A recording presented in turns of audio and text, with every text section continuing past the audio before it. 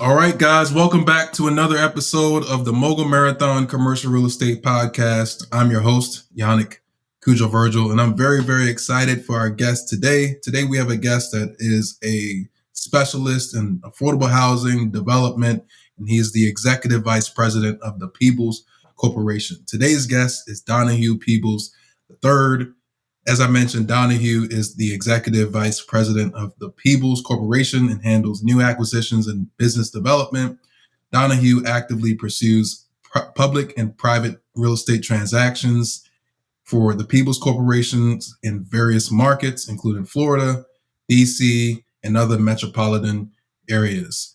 And in addition to that, he maintains substantial involvement in pre-development phases and is capable of advancing projects from the development process all the way through completion.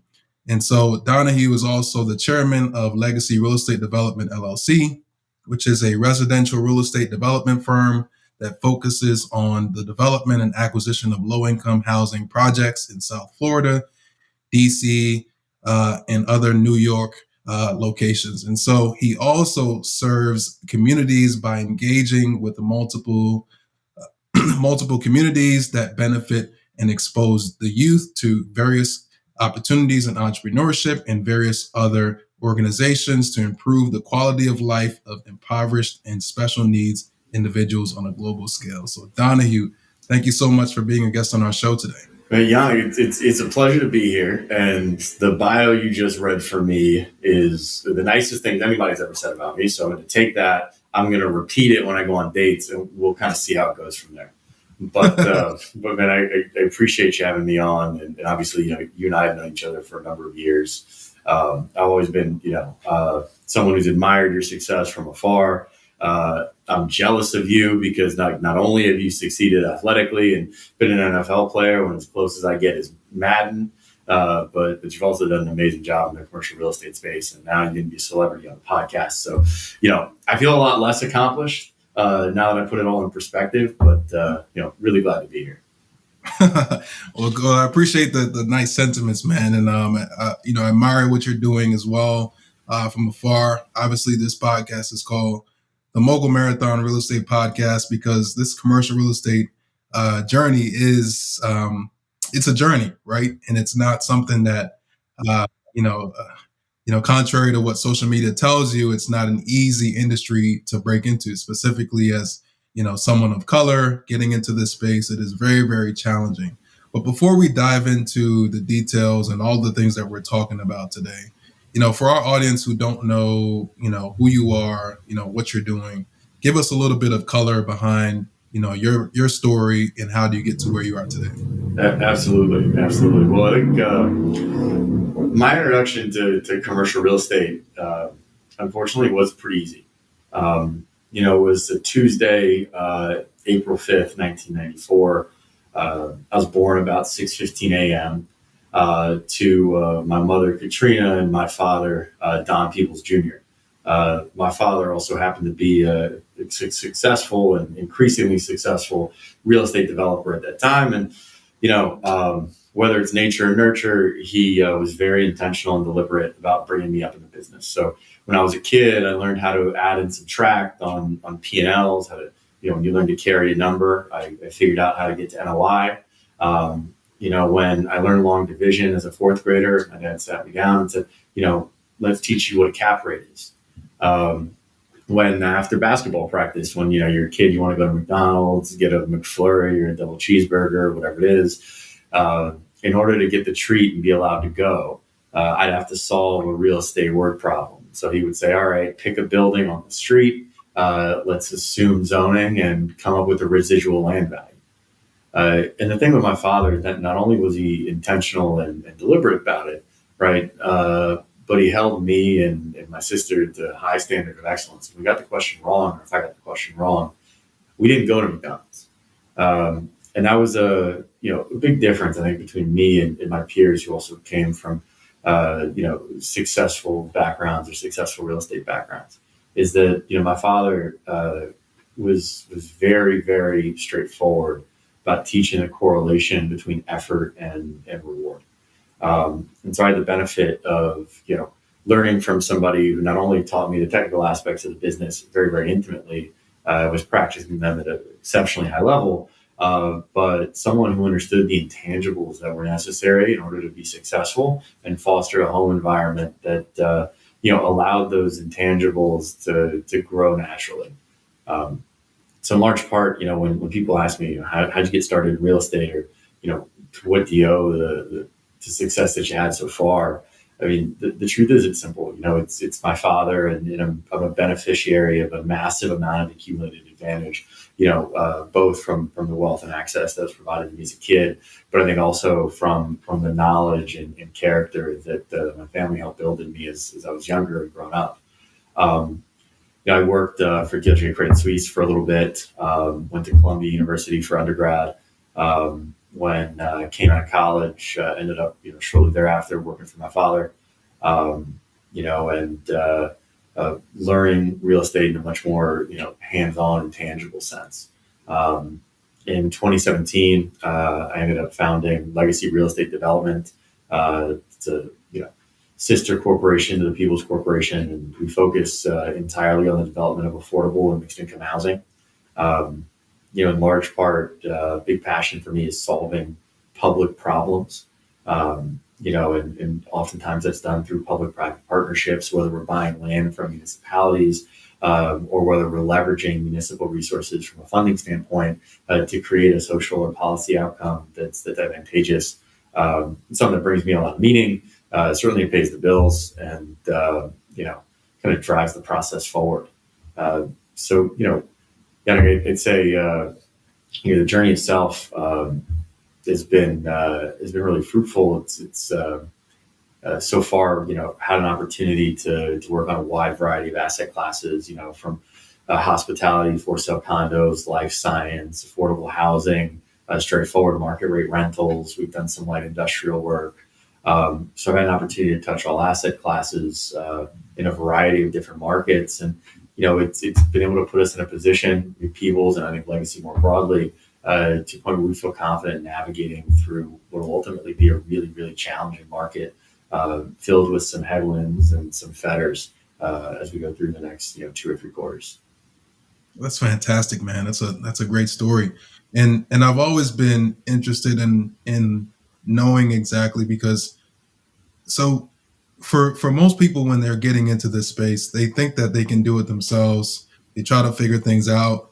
They don't, they may want to just get into deals, larger deals, maybe step up from the single family space and get into larger deals, and not really tag on to like a mentor.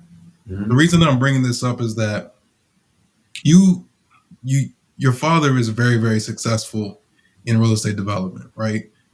You could have just learned, maybe you probably could have just learned everything from him, and you probably would have been all right? Mm-hmm. But you also went to school for real estate development. Is that correct? You got your master's from? No, not at all. I just have an undergraduate degree from Columbia. Okay. I got a joint degree in economics and philosophy. I wanted to be a math major, and I got through some of the easier lower level calc classes, and I got to some of the harder ones. The class sizes got smaller, and I realized about midway through that maybe my talents lied elsewhere. So pivoted to economics that has a math base, and then filled the gap with philosophy, where we're kind of solving problems from a much more subjective or intangible way, or it's a more subjective methodology. When you talk about mentors, obviously my father was a mentor, but my father, I think more importantly, was a driver. So a piece that I skipped over when talking about my story is that, my father did something that not a lot of founders do. He gave me a ton of responsibility very, very early on, and allowed me to succeed or fail. And then we'd have an after action report. We'd review some of the decisions I made and how I could have made them better.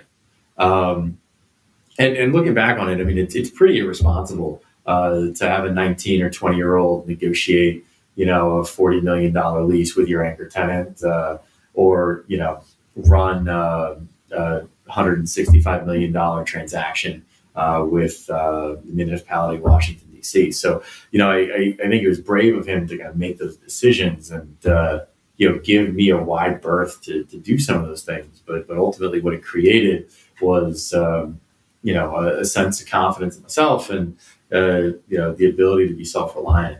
Now, I could talk about other mentors, right? And I think any good business person and any good entrepreneur doesn't just have sort of a single mentor, right? But constantly learns and takes things from the people around them. And so every counterparty, every capital partner, every hotel manager and tax credit equity investor, right? And the folks and the deal teams that I deal with regularly, I'm always looking for best practices. I'm always looking from their perspective, how they're evaluating opportunities, holes that they see in our transactions that, we can remedy or ameliorate in the future. And so when I think about mentorship, it's a lot less of like a formal, relationship between someone who's more experienced and someone who's less experienced, and a lot more, an ethos where you're hungry for knowledge, where you're sort of driving a process forward, and taking, bits and pieces from everyone you're interacting with. And I think that's true not only in a professional setting, but like also in a personal setting. One of the things that I try to be is very intentional, very deliberate, very discerning about who I spend time with, right? Not only is, the saying true, birds of a feather flock together, the average of the 5 people you spend the most time with, but I like to think of myself as a behavior thief, if I like something that you do that I don't do, then I like to take it. I like to take it and make it my own. I like to take it and bring another level of intensity to it, or come at it from a different angle. Before we started the podcast, we talked about our mutual friend, Troy Jones. Troy's a hell of an athlete and an amazing founder of a video game company called Status Pro. It's done the first licensing deal with the NFL for a virtual reality video game. Troy lives building away from me, but I introduced to a mutual friend, and he works out every day at 5:15 in the morning. And first time we worked out 11 o'clock on a Saturday, and I remember when he working out again, he said 5:15 or 6 a.m. Monday. So I picked that up from Troy, and not only does he go to the gym, consistently, rain, sleet, hail, snow, to the extent that happens at Miami, but when he shows up there, he's focused, he's driven, every rep is done, exceptionally high level of attention to detail with a high level of intensity. I stole that, so that's now part of what I do. So I also now get up early. I also show up rain, sleet, hail, snow. I also come in with the same level of focus and rigor. And I do it with all my friends, and with any counterparty that I have the privilege of interacting with. I think that, when you seek out and kind of find mentors naturally in every place in your life, you become a sponge for knowledge, not just technically, but, again, I think with respect to the intangibles that ultimately, in my opinion, are a better indicator of success than, how quickly you can do some of the real estate math in your head. And I truly believe that one of the precursors of success is your ability to be confident, but then also being humble enough to know that you can learn from anyone at any given time. And where I was going with this was that the importance of mental reps, right? So my path was I worked for someone for 4 years, and I've been full time for 1 year and 2 months now, right? And that gave me the skills and everything that provided me the foundational knowledge or the experience or the expertise to be enough to be dangerous, right? And I think in your journey as well, you also gained a lot of mental reps, right? And this question is somewhat rhetorical, but I would imagine that had a ton to do with your early development to where you are today. As how old are you today now? Oh man, I'm 29. One foot in the grave. Yeah. And you've amassed a lot of education and a lot of expertise that someone that as at a 29-year-old today doesn't have, right? As it relates to the growth in the real estate space, I truly believe that mental reps can take you so much farther than what someone could ever imagine just by being humble enough to understand the importance of having those repetitions as it relates to your growth in commercial real estate. Yeah, I think that's right. Being exposed to something repeatedly and being forced to navigate similar problems over and over again and identify sort of increasingly more efficient solutions is exactly how you get better at something. It's really hard to be right the first time you see something.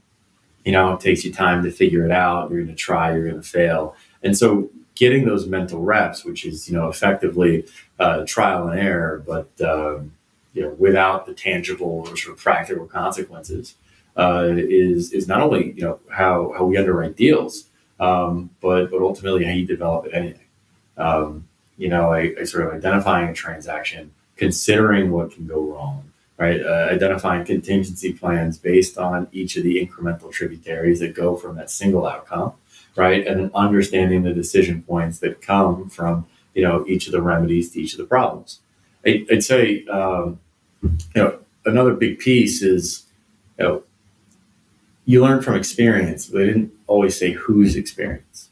Learning from your own experience can, in large part, be costly, be time consuming, and especially in this business, you don't get a lot of second chances, really any, and very few folks get third chances. So the best experience to learn from is somebody else's. And so I think that's why you've got to be a vociferous reader. I think you've got to be somebody who's a sponge for knowledge, that sort of seeks out narrative and experience from not only your mentors and the people that you're sort of immediate proximity to, but, the broader sort of, real estate landscape.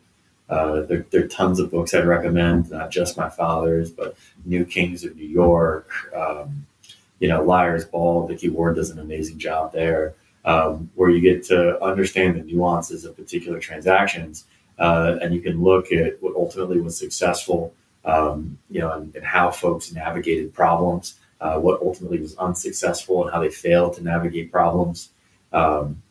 Long form journalism, the real deal, every now and again has a great story where you learn a lot about how some of these extraordinarily complex and extraordinarily high risk projects come together. They're great resources.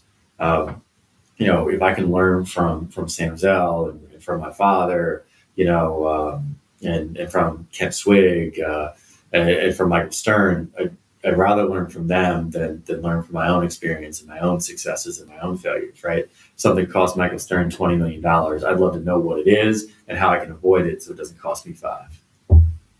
100%, man, 100%. I want to switch gears to portfolio strategy as it relates to Peebles and legacy, right? Mm-hmm. There's a lot of challenges in the real estate development space. It seems like the capital markets are changing every day. Construction costs, depending on how you swing it, changes, right? There's a lot of things that are changing on a daily basis. How are you navigating through development in today's environment, given the fact that there's so many things changing in the environment on a daily basis? But as developers, you still want to get deals across the table, in certain situations. How are you navigating through real estate development in today's environment? Yeah, I hate to quote the Peebles principles, but I'll do it. Every setback is an opportunity in disguise, and the cyclical nature, of real estate broadly offers developers an opportunity. Today, land is extraordinarily cheap relative to what it was 24 months ago. Though interest rates are higher, the compression in the hard costs in the contractor market will be in large part ameliorated by the time development projects that are acquired now are entitled and fully designed. And you have an opportunity in large part to be countercyclical, right? To buy when no one else is buying, to price when no one else is pricing, and to deliver when no one else is delivering. And when you think of a development life cycle of a year of sort of entitlements, permits, and drawings, and 2 years of development, and delivery 3 years out from now, and then you look at that against your SOFR curve, you see much more dovish monetary policy and the assumption implicated in the rates that the economy is on much better footing, and that ultimately we're back on a growth stage as opposed to one that's much more focused on curtailing inflation and resolving some of the snares in the supply chain. from an asset class perspective, I think we've seen structural shifts, right? This is maybe the millionth podcast where, we talk about the sort of COVID induced structural shift out of urban infill office, to, reduced office footprints, off diaspora, net relocation from, high cost, low quality of life states to the Sun Belt. And a number of those sort of macro trends maybe have backtracked to some degree. But ultimately, we've seen a huge recalibration in office values, that's led to some relatively high-profile defaults, and ultimately that reprice will then create another set of opportunities. I think one that's really interesting that you've seen Silverstein talk about, you've seen executed in sort of a previous financial crisis in the financial district in New York, is that office to residential conversion strategy. I think that that's really interesting. I think that you have to be discerning about bases, discerning about floor plates, a number of sort of your Class A luxury office, or I guess now Class B and Class C office product, as inefficient floor plates relative to multifamily use, and you have to find ways to navigate that, or identify older vintage buildings that have smaller floor plates, a lot like you see in and around Wall Street. But I think that there's a lot of excitement around strategies like that. I love continued luxury condo play in high barrier to entry, high cost markets. Think, West Chelsea, New York City, Central Park adjacent. Ultimately, the first people who come back, and come back roaring after an economic decline are the ultra wealthy, and they'll be looking to capitalize on a low interest rate environment and lock in home purchases at extraordinarily low interest rates like they've done during the pandemic. I mean, it's no accident you see guys like Byron Allen spending 9 figures on Malibu mansions because interest rates are 1.25% for them, with their PWM relationships. So when you think about an economic resurgence, for better or for worse in America, that leads with the luxury sector, and we want to be a part of that. I think hospitality's changed. Business travel has certainly died down in the advent of Zoom. I don't have to fly up to DC to be a part of this from Miami Beach, and that's not only true of podcasts, but for a fair number of meetings. But leisure travel is more and more accessible. And, kind of the millennial and Gen Z demographics are much more interested in spending dollars on experiences rather than objects. They want to take a trip to Europe as opposed to buy a Rolex. And that's true sort of up and down the socioeconomic ladder. So when we think about hospitality, we really kind of like the movement or the cycle away from business destinations to sort of leisure and tourism destinations, with a big focus on experience and placemaking, F&B, and your sort of Thursday to Sunday room nights. Yeah, and there's so much to unpack there to the trained ear. We can spend hours talking about it, but one of the things that that you talked about was this office opportunity, right? And we're seeing things on like the Real Deal, where I think there was a huge building that sold, I think, last year for like 260, that was sold for like 60 million or something like that recently. Are you seeing like the office space as the most opportunistic side of opportunities for your firm? It's the most distressed side, but I don't know. I think you have to be really discerning about where the upside is. I think it's really hard today to tell yourself a compelling growth narrative about urban infill, Class B, Class A minus office. I just don't think you can. Truth is, white collar professionals don't believe they need to go into the office, and in large part, COVID proved that they were right. And particularly with the millennial and Gen Z, generations, it's going to be very, very hard to draw them back into the office 5 days a week. And as a consequence, that office footprints have shrunk. Right? I think that there's almost a period at the end of that sentence, and there's not much to follow. So when we think of opportunities, I like a residential conversion for certain ultra distressed office properties whose floor plates and submarkets are conducive to that execution. When you think broadly about asset classes, I think today I love multifamily. And I like it for a few reasons. One, I think the fundamentals are there. Due to high interest rates and a variety of other, we'll call them like quasi-political factors, it's extraordinarily challenging for millennials and for Gen Zers to purchase homes at the rates that the Gen Xers or sort of their parents did. That means that we've got more people and we've got more renters.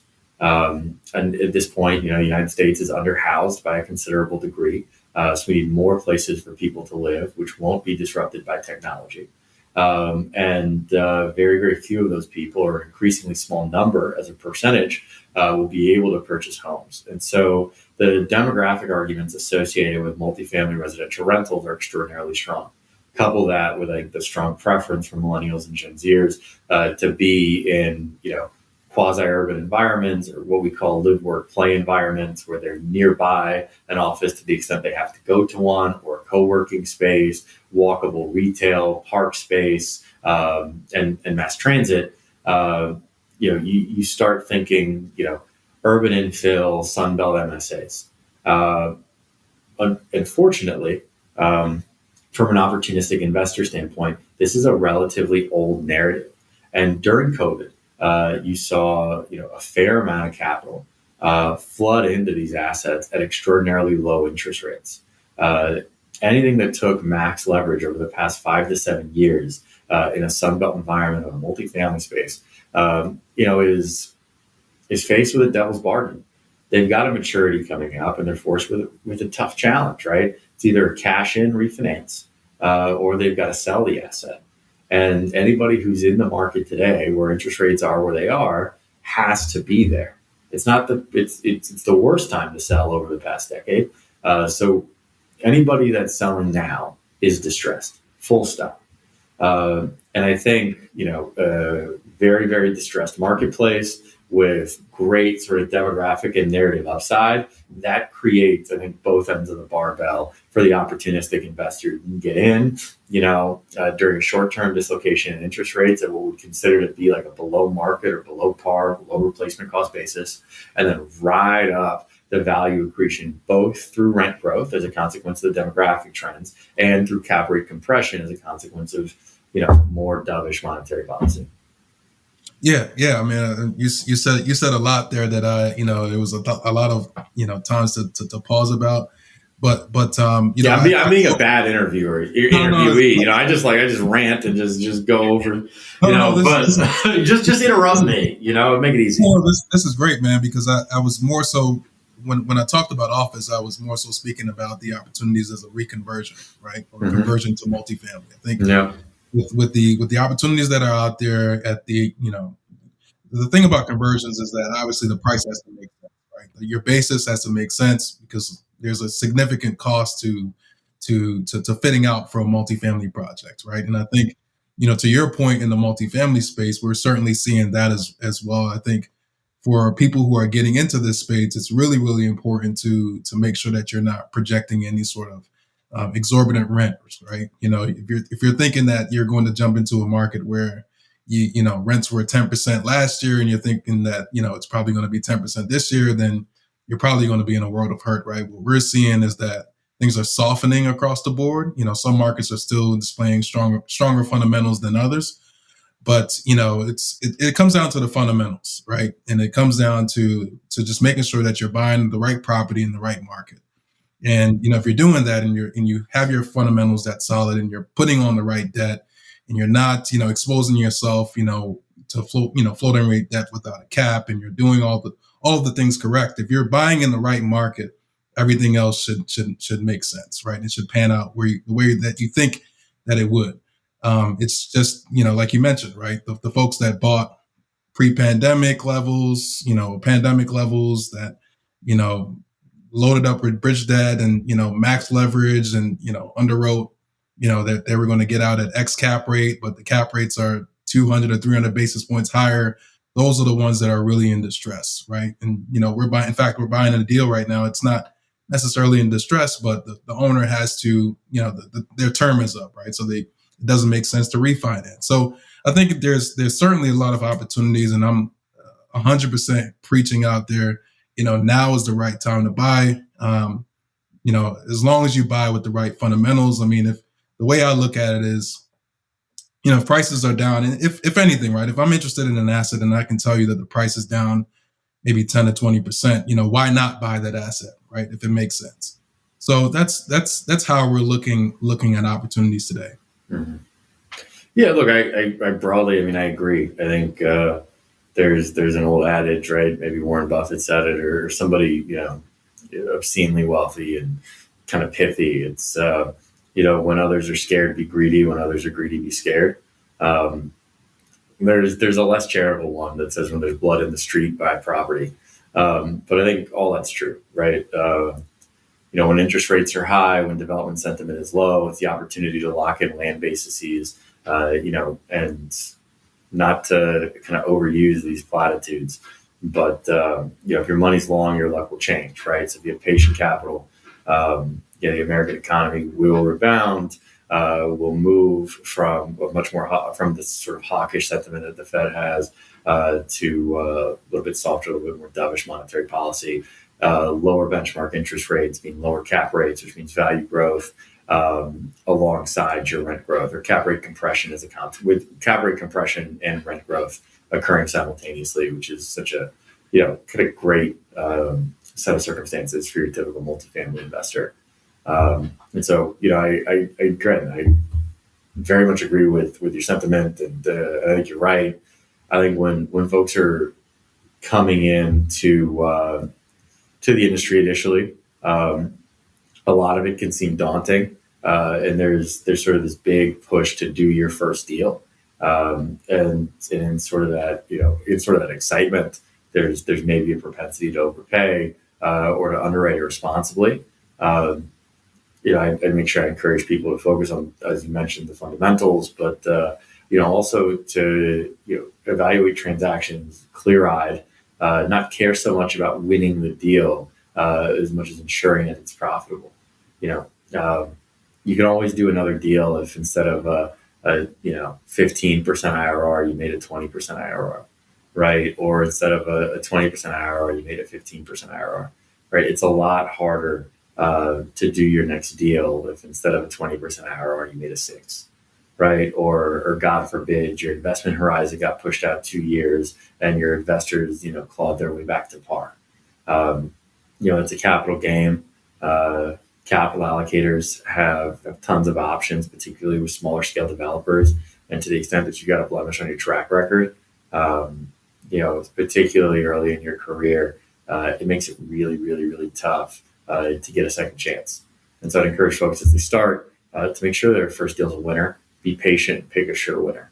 Once you get a couple under your belt, then all of a sudden you've got a lot more leeway to fail, and you could be like Harry Macklowe and go broke a couple times, but make it all back and build some iconic skyscrapers. Man, there's so much so much gems in what you just said. I'm trying to be in first place. I think a lot of people really need to run that back and let that sit in their minds, because so many times people try to get their home runs in their first deals and end up flopping and getting into situations where they can't recover.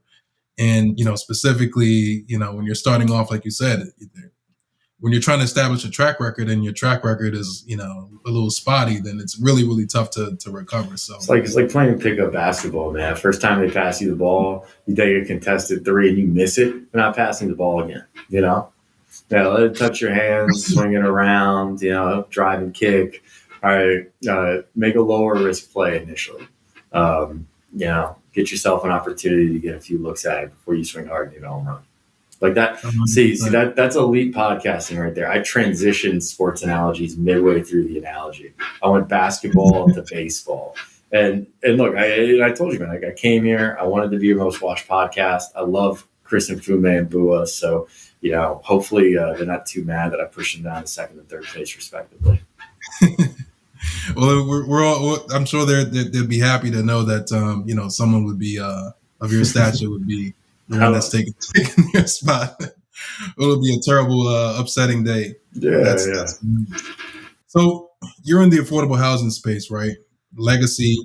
You guys are focused on affordable housing developments. It's a struggle from state to state, depending on where you are from a bond perspective, right? And I heard you on a separate podcast. You're, focused on some ACT rehab stuff as well. How challenging has that been in terms of penciling affordable housing developments? In today's environments where bond caps are struggling, across the board. I guess holistically in the affordable housing space. Yeah. Um, Look, I think that's a good question. And I have to resist the urge to get super detailed and nuanced and nerd out about this. Affordable housing financing is complicated, it's niche, it's something I'm really passionate about.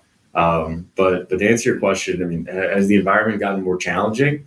I think yes. It's gotten more challenging for a few reasons. One, because interest rates are higher, it means properties can carry less permanent debt, and as a consequence, they need more gap financing, which are the soft loans that the municipalities give you that don't necessarily need to get paid back. That sort of fill the gap in the capital stack between your tax credit equity and your perm financing.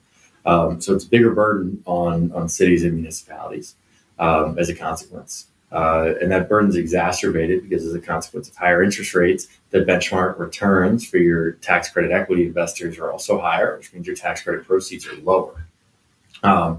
There's also less taxable gains, which means that the aggregate market for tax credits is in fact smaller. And so you have less people needing higher returns. Those are both dilutive to the market. And when your tax credit equity pricing goes down and your perm loan proceeds go down, it means the burden on municipalities to fill the gap in the capital stack goes up. And cities, unfortunately, are seeing significant revenue drops, particularly cities like Washington, D.C., that rely on the property tax rolls for a significant portion of municipal revenue. They've seen meaningful recasts in office valuations. As a consequence, a reduction in gross receivables. You couple that with an increased focus on providing social services, which are costly and dilutive to a municipal balance sheet, and you're in a place where they've got less money to fund deals that each need incrementally more money to deliver the same number of units. That's not an advantageous set of circumstances for the marketplace. And that's true sort of with or without, bond cap issues, which I know Washington, D.C. is running into, and obviously California, New York, Virginia, all have extraordinarily advanced affordable housing marketplaces that are navigating bond cap or bond allocation cap issues as well. Yeah, I totally agree, man. I think, Maryland has, some funds available to bridge the gap on some of the affordable housing developments, and you're seeing some other states come out with that.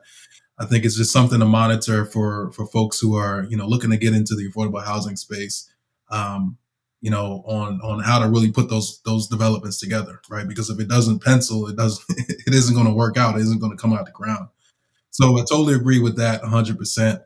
As you continue to build out, legacy, or and you're a second generation developer. So how important is infrastructure and systems to you and the firm currently, as you constantly evaluate the marketplace, constantly are looking for ways to grow, and constantly are looking for ways to expand? Are you guys paying attention to, or how important is systems and infrastructure as it relates to the growth and scalability of both firms as you kind of run the ship, so to speak?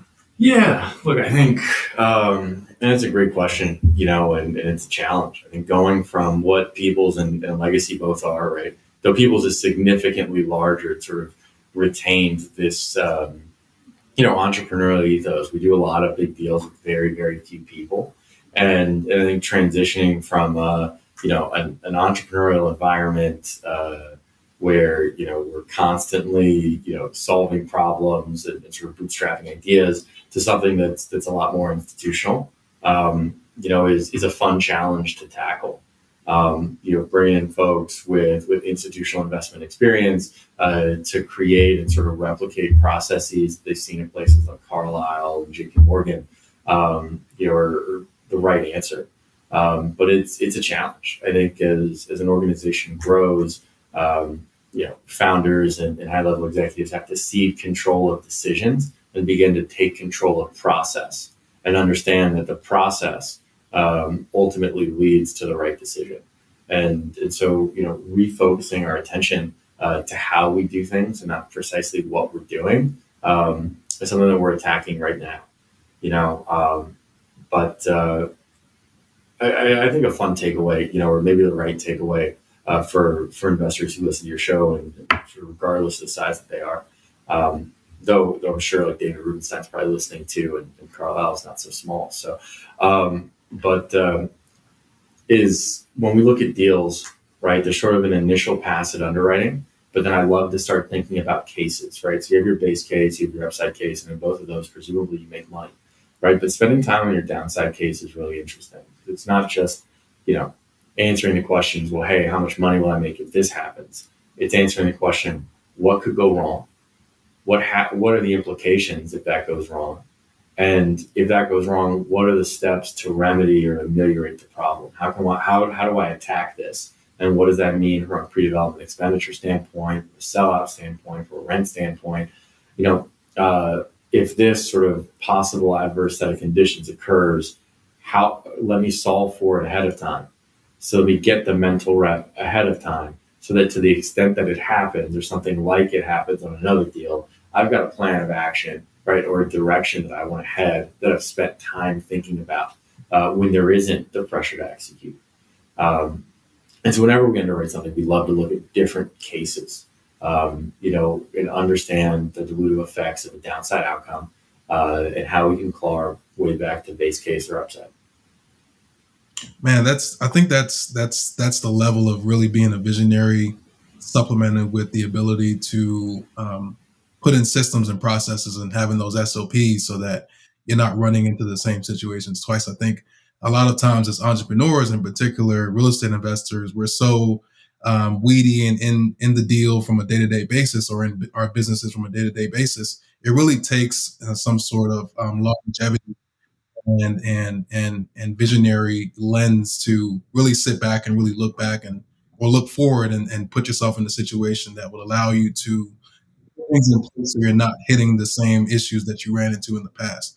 Or when you run into similar situations, you have your bases covered that will allow you to exceed your expectations moving forward. I think that right there is one of the biggest reasons why investors fail, is because they don't have the ability to sit back and look at the whole picture in totality, but then also they don't have the ability to create those systems that would allow them to succeed in the long term for the most part. Mm-hmm.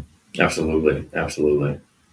Look, I agree. I mean, I think you have to plan for each stage of your growth as a business, and when you're just starting out, you're managing you're managing your emotions, your risk tolerance, you're managing the transaction itself. But ultimately, as you grow and it's your need for man hours grows commensurately, you need to begin to manage people and then subsequently manage process. And getting further and further away from the transaction itself, or further and further away from the dirt itself, is really tough for a lot of entrepreneurs and a lot of founders. And for someone in my position who's in large part tasked with navigating that transition, it's a unique challenge. One we're certainly more than capable of meeting, but it's difficult to be so far apart from someone that you love. Yeah, 100%, 100%. But I was going to say, it's like it's a developer, man. The further you are away from the dirt, the worse you are.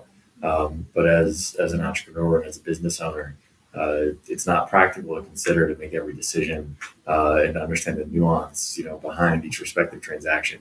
It's a great way to fail. It's a great way to fetter your growth.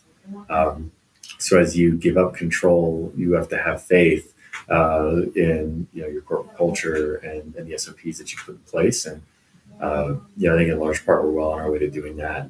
Put some pretty talented people in a position to be extraordinarily successful, and hopefully the business has an opportunity to grow exponentially.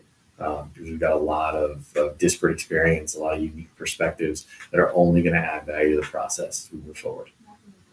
Yeah, man, those were wise words, 100%. I think that's how you build a self-sustaining business, right? That's how you actually become a CEO of a company and a firm. and putting little pieces in place or systems in place that allows it to kind of run, like a well-oiled machine, right? While you're just focusing on being the visionary. So, 100%, man. Hey, Donahue, this was a great time for us to connect and really learn more about what you're doing, for our audience to learn more about your strategy as it relates to legacy and Peebles, your outlook on the economy, your outlook on the market, where you're seeing opportunities. I think there's a ton of value in today's show. So thank you again for being a guest on our show today. Thank you to all of our listeners for tuning into another episode of the Mogul Marathon Commercial Real Estate Podcast. Let's take action, be great today, and remember that real estate is a marathon, not a sprint. So run your own race. Thanks again, Donahue. Thanks, Jan. Appreciate it.